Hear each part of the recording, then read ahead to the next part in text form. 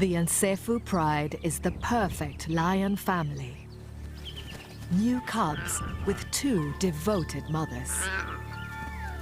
2 loyal fathers to guard them. But they've got teenagers, and that spells trouble. Turning from cubs into killers isn't easy. They must learn how to hunt and how to find their independence while staying loyal to their family.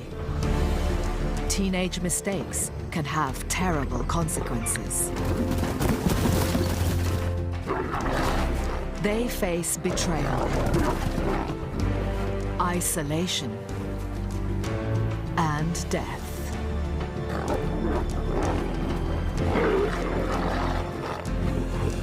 Theirs is a journey into adulthood through the trials and tribulations of teenage pride.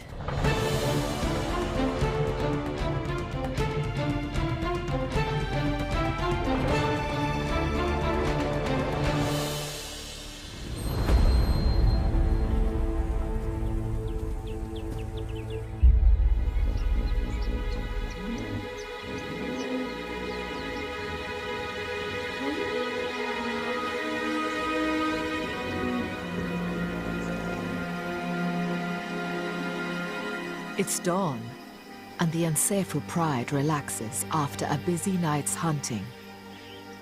The Nsefu lions are led by 2 dominant males in their prime. At the heart of the pride are 5 adult females and 6 new cubs born to 2 litters. Everyone dotes on the new arrivals. Everyone except the teenagers. They have their own problems. There are 7 of them, ranging from 1 to 3 years old, mostly sub-adult males. Like all teenagers, they face the difficult transition to maturity. But these adolescents are lucky. Their 25-square-mile territory is on the Luangwa River, the best lion real estate in the area. Born 8 weeks ago, the new cubs are now old enough to hang out with the pride, and even the 2 big males spend time with them.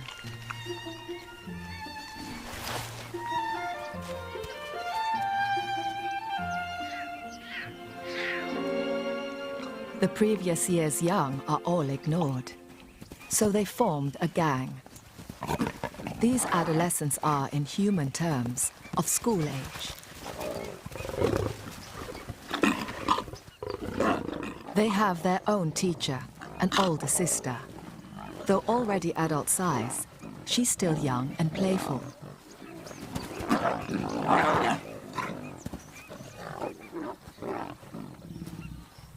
Life was perfect until the 6 new cubs came along and stole the show.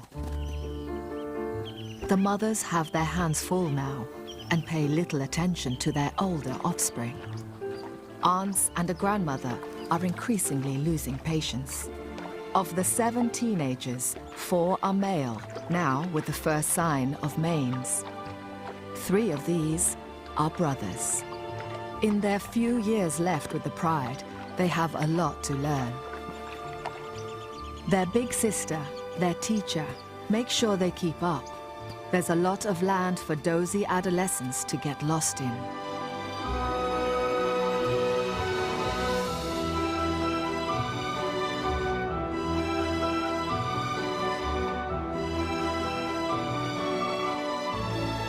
Now it's time to join the pride for breakfast. The hungry teenagers are allowed at meals as long as they join the back of the queue.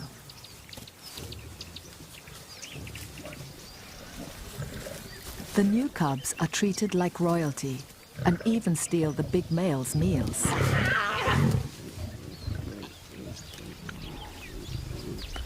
The mothers need extra food to make milk for the cubs.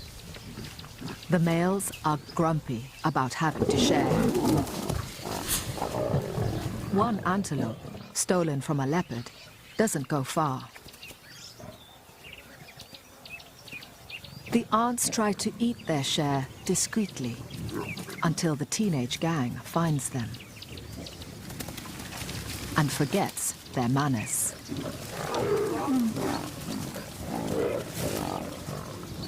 The hungry youngsters often break the rules of the pride.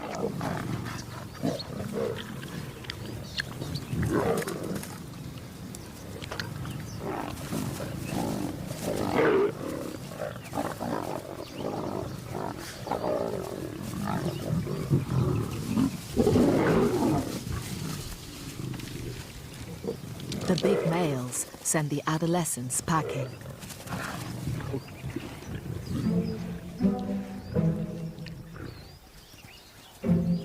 The most important survival skill the youngsters can learn is to hunt, and it's time for class.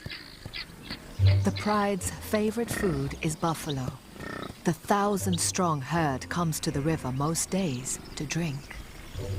But each is half a ton of power, with lion-killing horns and hooves.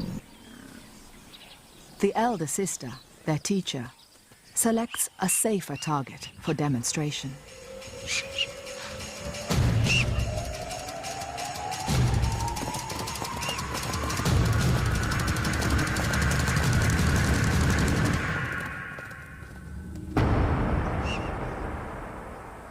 Hunting needs more work. The three brothers are 18 months old and will be allowed to stay with the pride for maybe 2 years more. But then they'll be on their own. Hippos retreat to the river by day, but come on land at night to graze. Baby hippos are a regular meal, but adults are huge, much bigger than buffalo, with 12-inch long teeth and bad tempers. This morning, the teenage gang has one trapped and is blocking its route back to the river.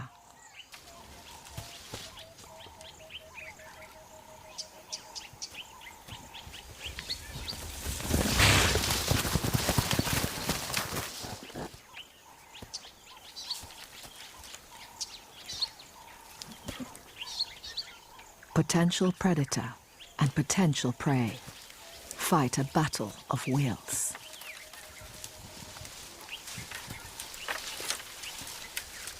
The young lions try intimidation, while the hippo slinks off round the back.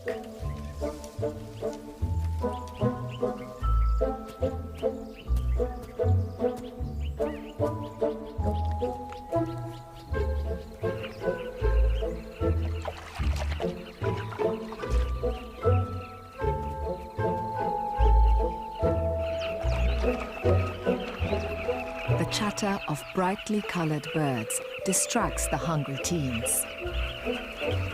A colony of carmine bee-eaters nests in the riverbank.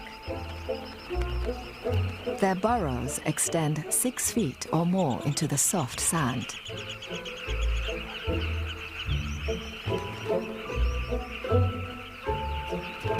Lions aren't born knowing what's best to eat and whether these birds might make a meal.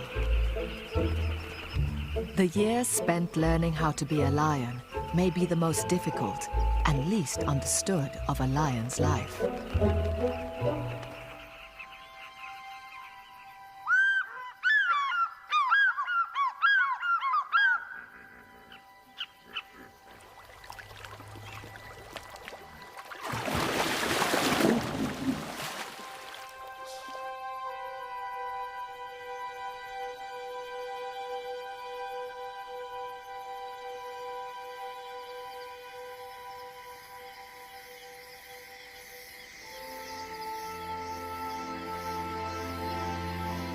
Lions are meant to be nocturnal, active at night. But they're teenagers.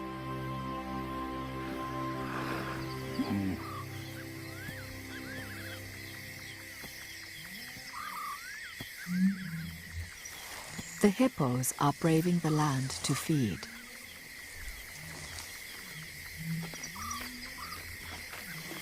They graze and eat fallen fruit through the night. For hungry lions, 3 tons of slow-moving meat is just asking for trouble. This time, if they work together, so many lions should be able to take on 1 hippo. Yet the hippo is more intimidating than they are.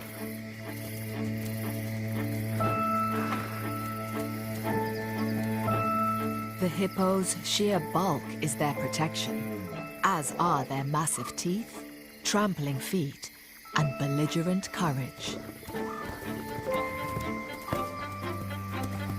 Teenage lions have attitude too, and they spar with the hippos like matadors with bulls. For the lions, it's part game and part lesson. Experienced lions rarely hunt adult hippos. They're too dangerous. But the teenagers keep trying.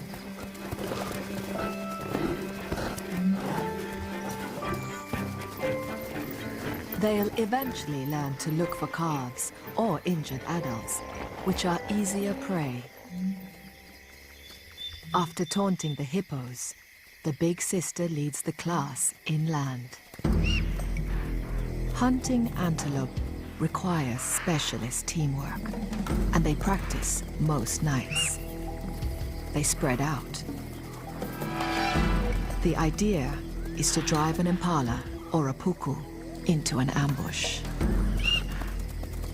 Antelope are faster than lions, and they work together too, alarm calling. It's time for the teens to test their strategy. Lions assign themselves different jobs in the hunt. Some become wingers, left or right. Others, part of the charge or the ambush. Once a lion learns its job, it'll eventually fulfill that role in each hunt for the rest of its life.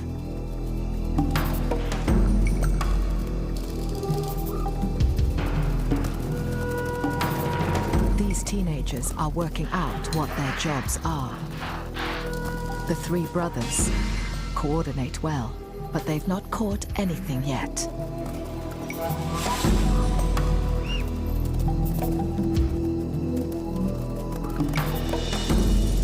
The elder sister drives a puku straight towards them.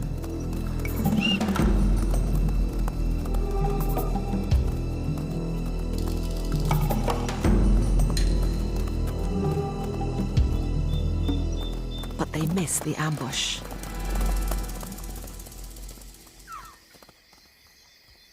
Behind the younger brother, there's one of the cubs, lost and alone.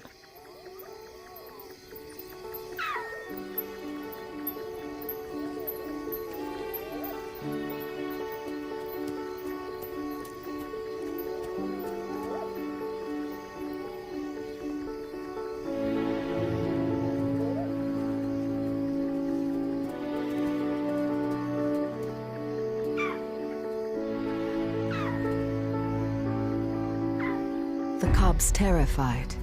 There are leopards and hyenas around, and he latches on to the teenagers.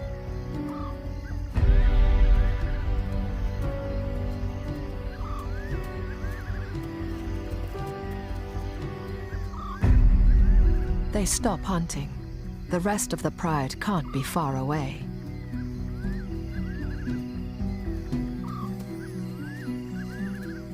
But the cub's older siblings may not give him the safety he seeks. Teenagers play rough. There's still resentment towards the cubs. Jealousies within a family are normal. Before the cubs came along, life was better. And now they wait at the back of the queue. Adolescents have many conflicting instincts. They recognize their little brother. He's one of the family. But lion males are cub killers, an instinct needed for when they take over a pride.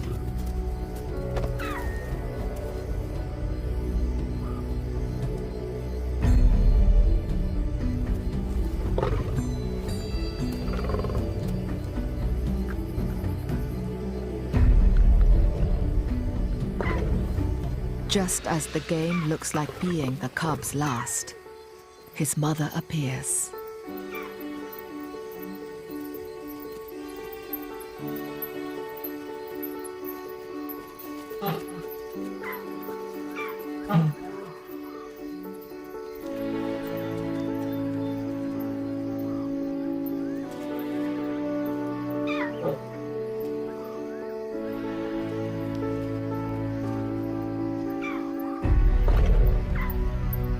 The teenagers want their plaything back.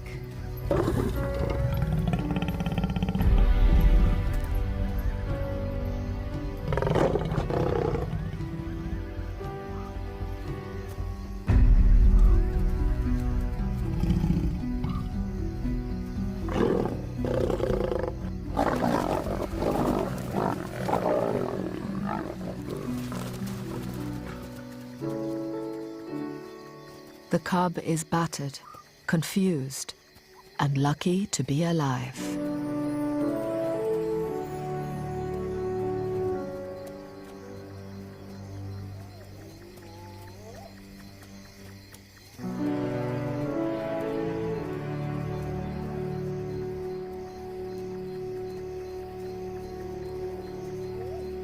Reprimanded, the adolescent gang heads back to the pride.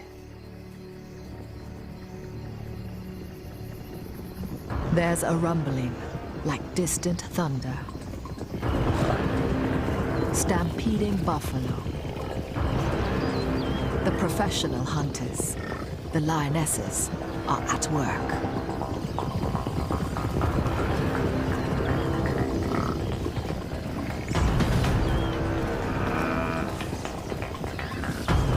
It's a big opportunity for the teenagers to prove themselves.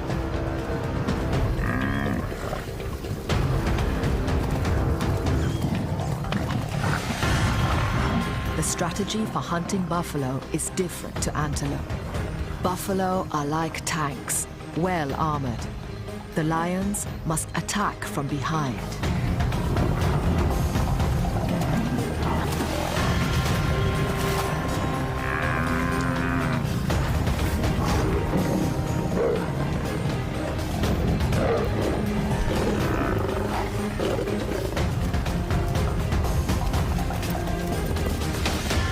Buffalo is strong and can wheel around, slashing with his horns, lashing out with his hooves. He tramples and kicks one of the yearlings.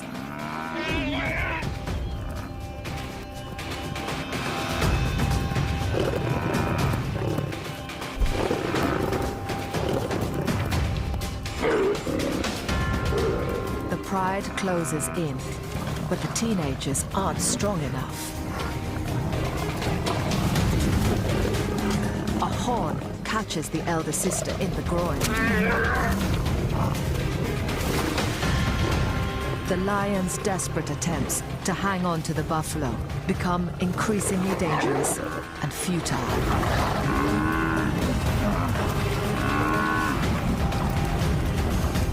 One by one, the lions peel off.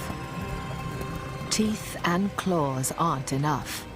It takes experience as well as courage, and knowing when to back down.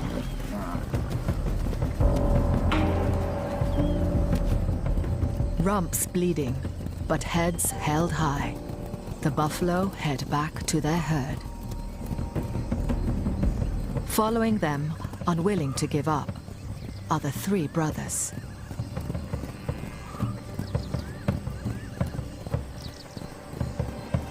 The rest of the pride leaves them to it.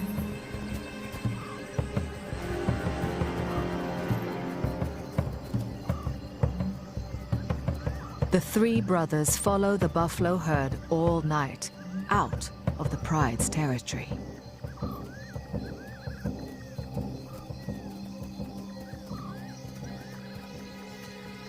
But after a few hours, they've lost the buffalo and their pride.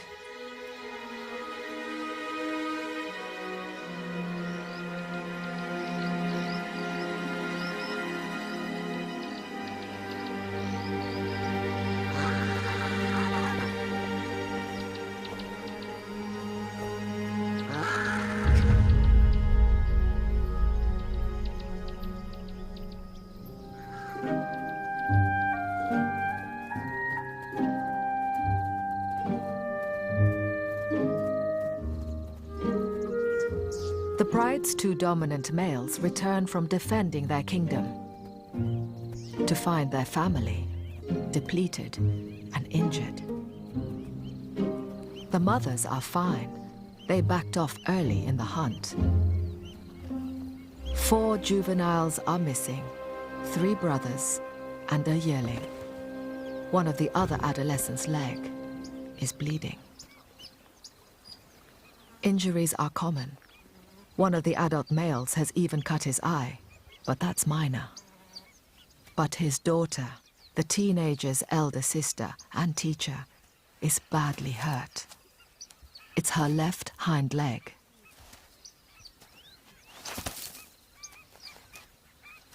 She's fortunate to have the pride. Solitary cats, like leopards, starve when they can't hunt.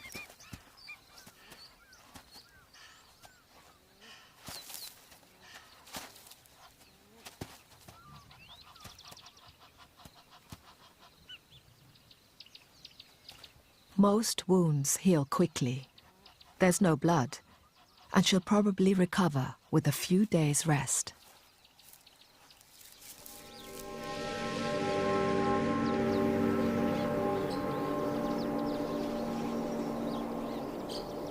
But the trampled yearling is not so lucky. A moment of teenage bravado has caused fatal internal injuries.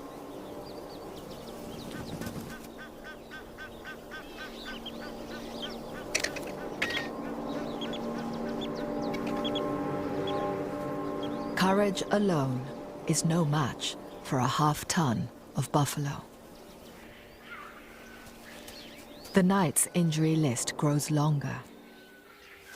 The lost and found cub can barely walk. The teenagers were rough.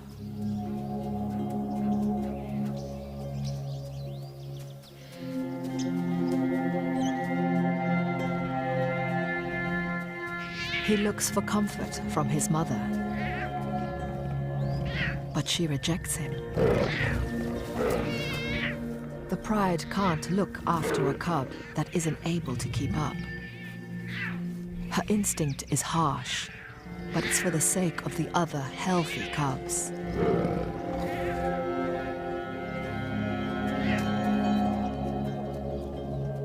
One night of teenage havoc has devastated the whole pride.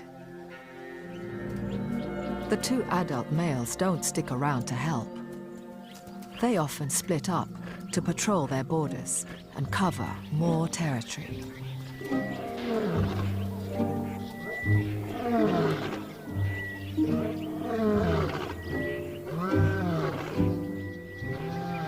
It's the height of the dry season, and each lion pride controls sections of a few miles of river, the only water around. The lions hardly ever venture out of their territory in case they meet their rival neighbors. Yet, on this morning, beyond the pride boundary, are the 3 teenage brothers, on their own for the first time. At 18 months old, they are too young to leave the pride, yet the instincts for independence are stirring. They head out in search of breakfast.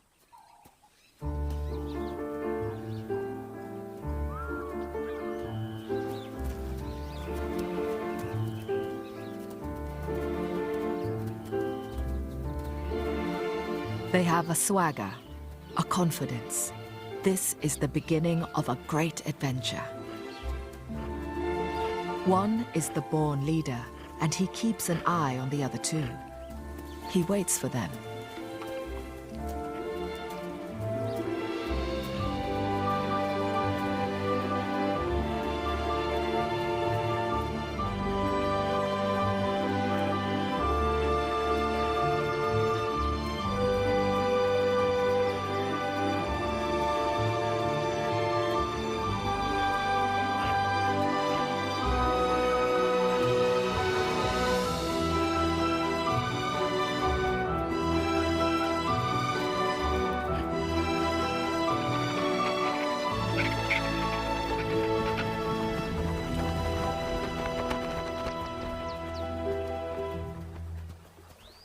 The hippo carcass is days old and thin pickings.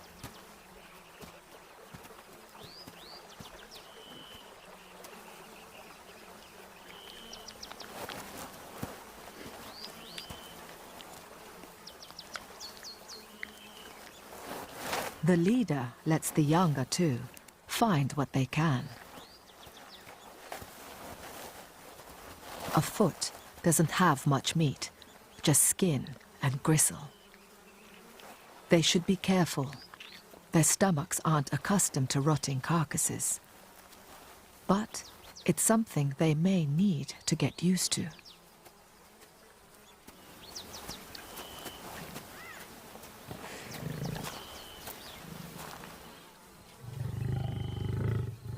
Like many teenage boys, they're prone to fighting.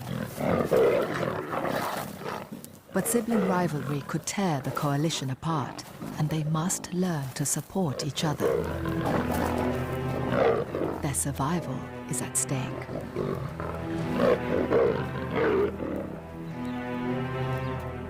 The leader just moves on, and they have to follow.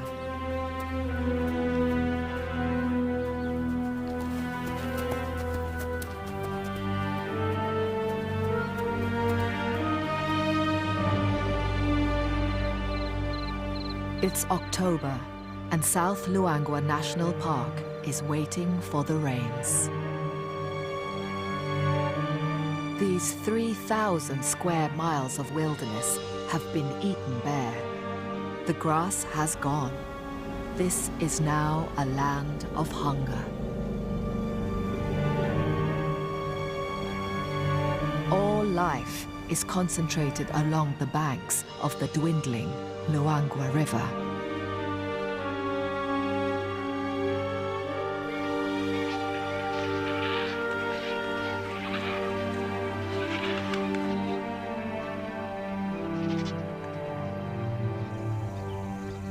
Drawn by the only water, a lone lioness, a nomad. Life without a pride is harsh.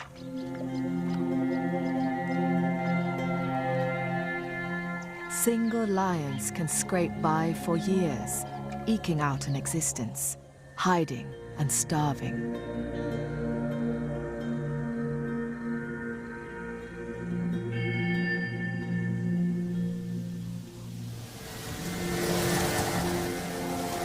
Rainstorms are on their way.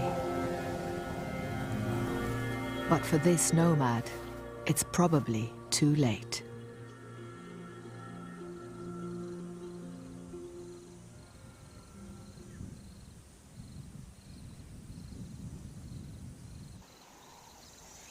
The three brothers are tense, staring intently.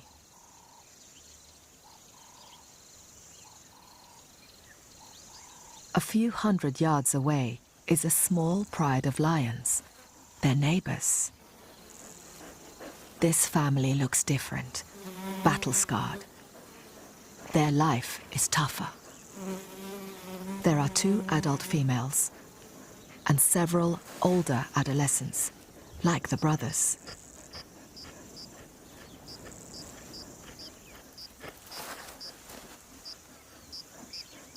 This is a hardened pride from the wrong end of town.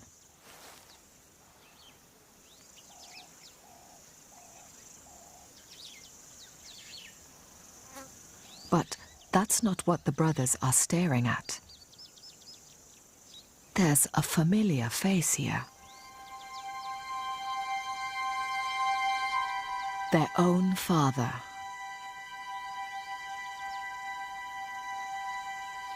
One of the 2 Nsefu Pride males has a second family across the tracks. It's unusual, but here the park has a shortage of adult males due to trophy hunting outside the reserve.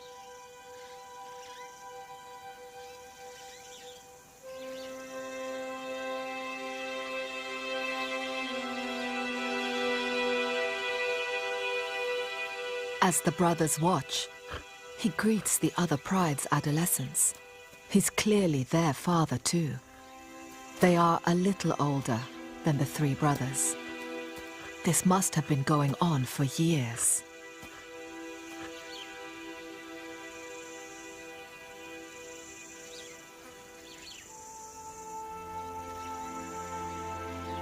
Cuts and scars tell of a hard life.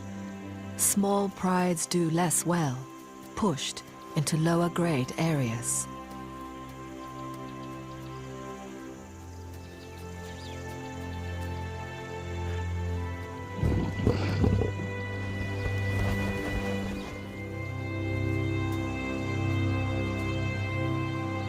The three brothers from Unsefu remain still until all the other lions have left.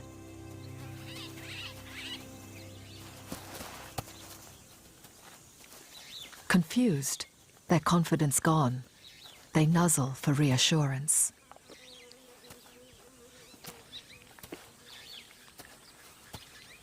One of the brothers isn't feeling at all well.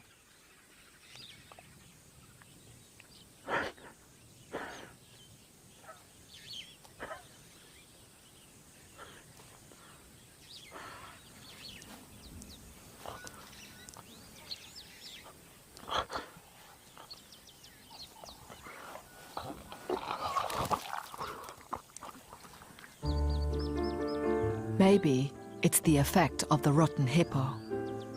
But in many animals, emotional upset can have the same results too.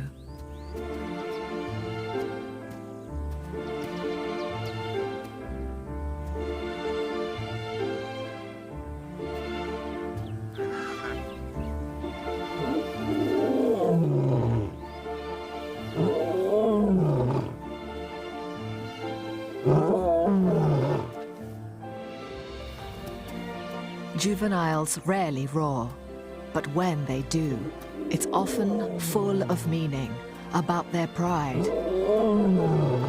their alliances, and strengths. It's about who they are.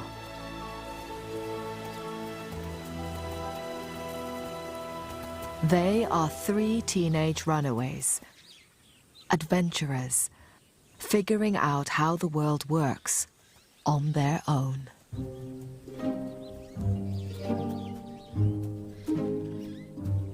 A few days later, the big male returns to the Unsefu pride, as if nothing's wrong. This is his main family. We can't know what he thinks and feels, nor understand a lion's guilty secrets. But scientists say that many animals deceive each other and hide the truth from their rivals or mates. It's a very ancient betrayal. The cubs are all there, including the one that was rejected. He's fine now, just a bit smaller than the rest. His mother finally relented.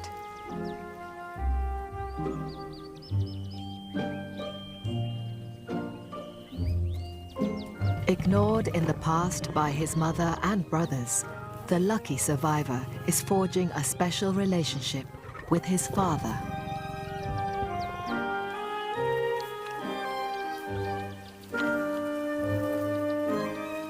Five of the cubs are male and could form a formidable team in 2 or 3 years, eventually becoming caring fathers themselves.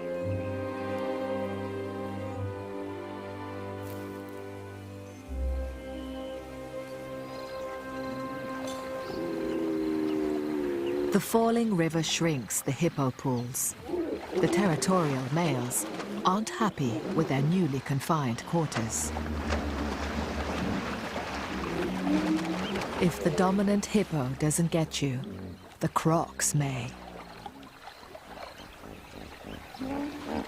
Injuries are inevitable. Under cover of darkness, a wounded hippo retreats to the bank. With luck, darkness and dense bush would hide him. But he comes face to face with the Unsefu mothers, and doesn't stand a chance.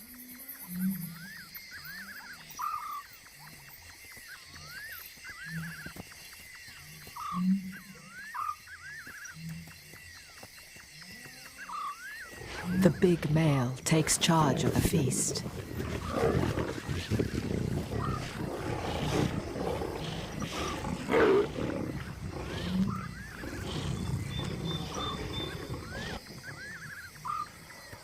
An adult hippo is a huge meal, more than enough for them all.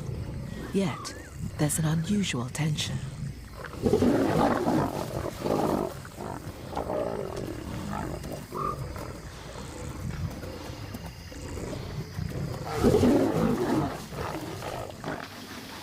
A big croc tries to join them.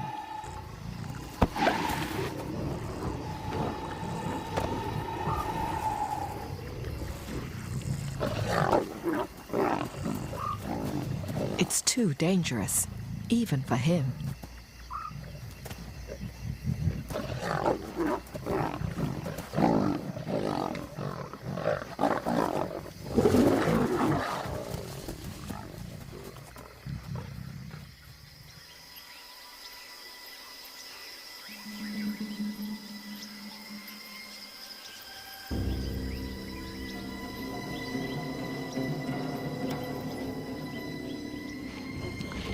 By morning, the cause of the aggression becomes clear. Here, with their father, are two adolescents from the pride next door.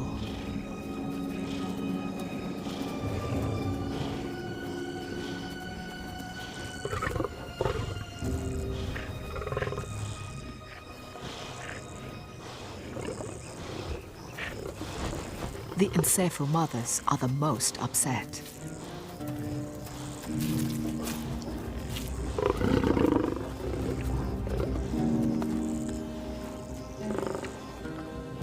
The male has turned up with the wrong teenagers. He's brought two illegitimate adolescents instead, expecting them to be fed. It's like the most awkward Thanksgiving dinner. The uninvited guests are tough, with no manners. They don't know teenagers should join the back of the queue and not talk back.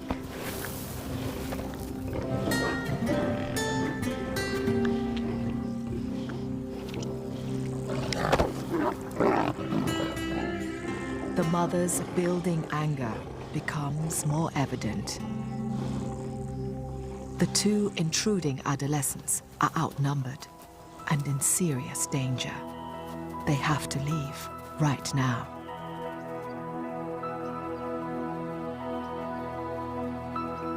The encephal mothers follow, looking intent on revenge.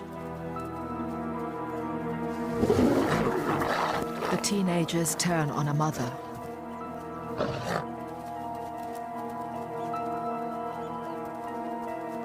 All 5 encephal females arrive. The big male tries to contain things and is turned on.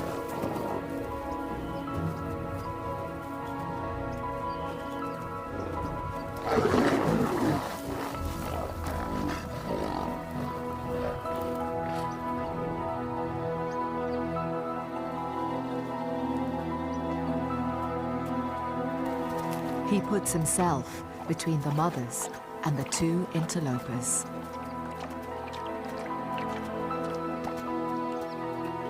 Then, in a display of rightful bloodline, the teenagers nuzzle their father farewell.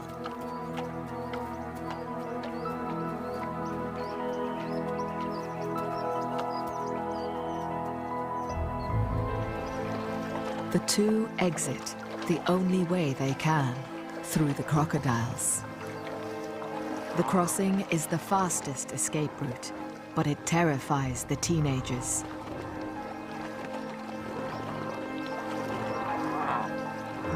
They've met their father's main family. Maybe they too thought they were the only ones. It seems Everyone's feelings are hurt.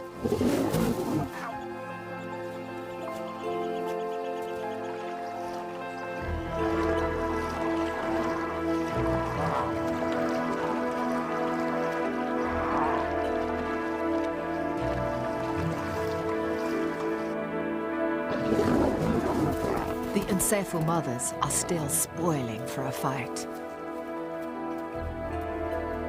The neighboring adolescents return home unharmed and well-fed. The Encephalid pride is fractured by hostility and betrayal. The growing tension extends beyond the lion pride. Other animals become desperate in the final days of the dry season.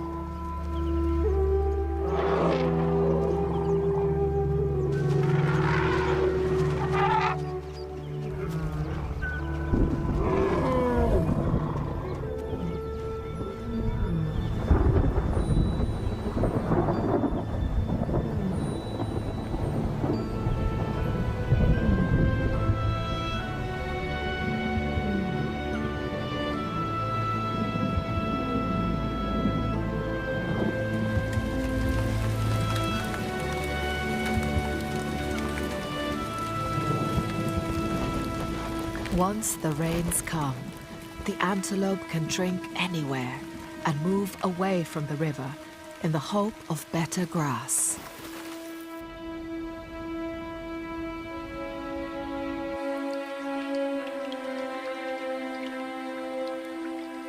The lions must now search further afield for their food. In these tough times, they can't wait for the 3 missing teenagers to come back.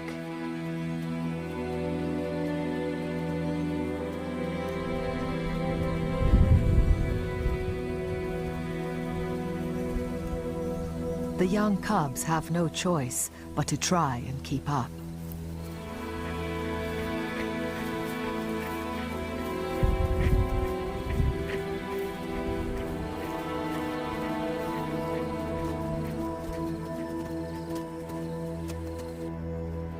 The buffalo head out beyond the pride's boundary. Far from bringing life, the storms empty the lion's world. The territory is a deserted sea of mud.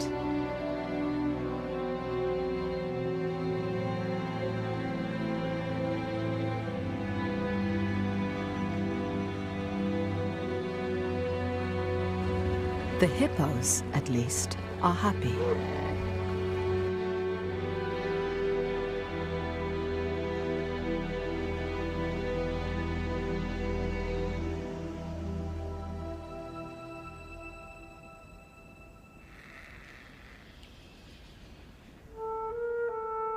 It takes a few weeks, but life returns. Grass grows, and the fresh flush is richest around the river. The antelope return.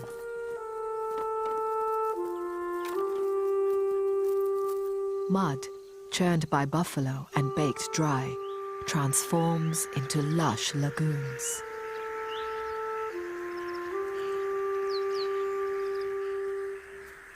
For the cubs, it's a new world. They've only known dusty plains. The little cub, injured by the teenagers, is now hard to tell apart from his brothers.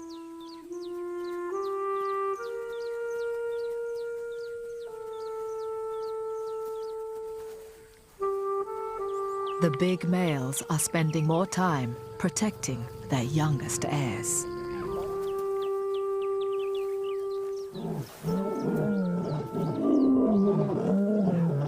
The mothers join with the males in roaring to proclaim their pride. The only ones missing are the 3 brothers. They haven't seen them since the buffalo hunt.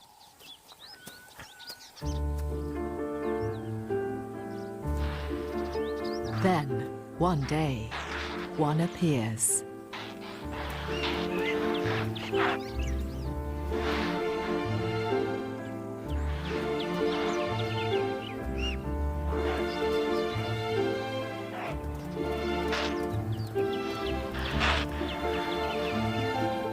Following him, the other two.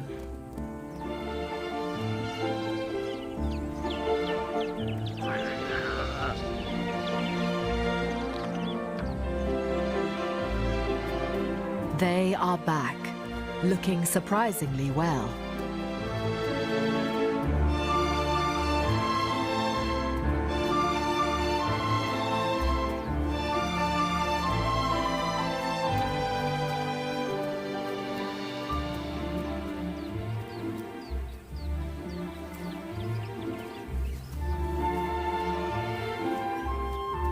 They are welcomed as part of the family.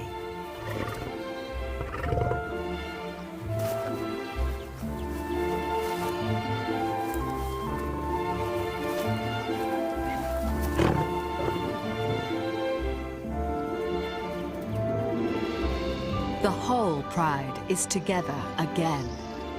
The three brothers have learned a lot on their adventure and are ready for their next chapter. It's a new season, a new beginning for all the lions of the Nsefu Pride.